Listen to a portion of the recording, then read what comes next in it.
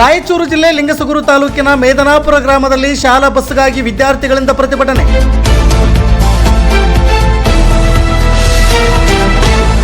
ಹಟ್ಟಿಪಟ್ಟಣದಿಂದ ಲಿಂಗಸಗೂರಿಗೆ ಹೋಗುವ ಬಸ್ ಅನ್ನು ರಸ್ತೆಯಲ್ಲಿ ತಡೆದು ಗ್ರಾಮದ ಯುವಕರು ಹಾಗೂ ವಿದ್ಯಾರ್ಥಿಗಳು ಪ್ರತಿಭಟಿಸಿದ್ದಾರೆ. ವಿದ್ಯಾರ್ಥಿಗಳಿಗೆ ಗ್ರಾಮದಲ್ಲಿ ಬಸ್ಸು ನಿಲ್ಲಿಸದೆ ಖಾಲಿ ಇದ್ದರೂ ಕೂಡ ಬಸ್ ಫುಲ್ ಇದೆ ಎಂದು ಹೇಳುತ್ತಾ ಹೋಗುತ್ತಾರೆ ಎಂದು ವಿದ್ಯಾರ್ಥಿಗಳು ಆರೋಪಿಸಿದ್ದಾರೆ. ಮೇದನಾಪುರ ಟು ಹೆರಡೋಣ ಗ್ರಾಮಕ್ಕೆ ಮೊದಲು ಇದ್ದ ಬಸ್ಸು ಕ್ಯಾನ್ಸಲ್ ಆಗಿರುವುದರಿಂದ ವಿದ್ಯಾರ್ಥಿಗಳಿಗೆ ತೊಂದರೆಯಾಗಿದ್ದು ಆ ಬಸ್ಸು ಪುನಃ ಬಿಡಬೇಕೆಂದು ಊರಿನ ಯುವಕರು ಹಾಗೂ ವಿದ್ಯಾರ್ಥಿಗಳು ಆಗ್ರಹಿಸಿದ್ದಾರೆ.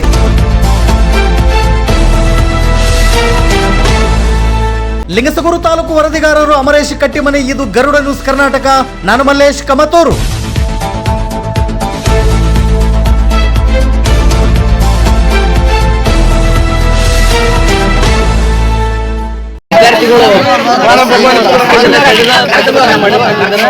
ಟೈಮಿಗೆ ಬಸ್ ಬರ್ತಾ ಇಲ್ಲ, ಫುಲ್ ಆಗಿ ಬರೋದ್ರಿಂದ ಇಲ್ಲಿ ಬಸ್ ಕೂಡ ನಿಲ್ಲಿಸುದಿಲ್ಲ ಅಂತ ಇಲ್ಲಿ ವಿದ್ಯಾರ್ಥಿಗಳು ಆರೋಪ ವ್ಯಕ್ತಪಡಿಸಿದ್ದಾರೆ.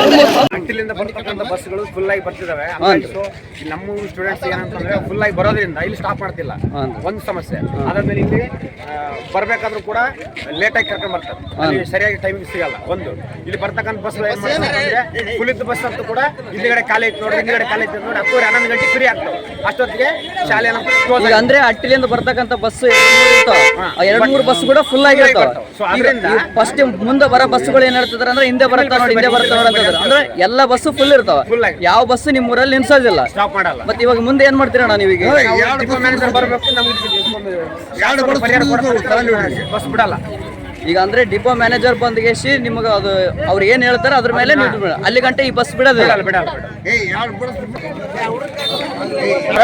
ಈಗ ಮೇನಾಪುರದಿಂದ ಎರಡೋಣಿಗೆ ಹೋದಂತ ಮಕ್ಕಳು ಎಷ್ಟು ಭಾಗ ಶೇಕಡ 70-80 ಬಿಡೋದೇವು.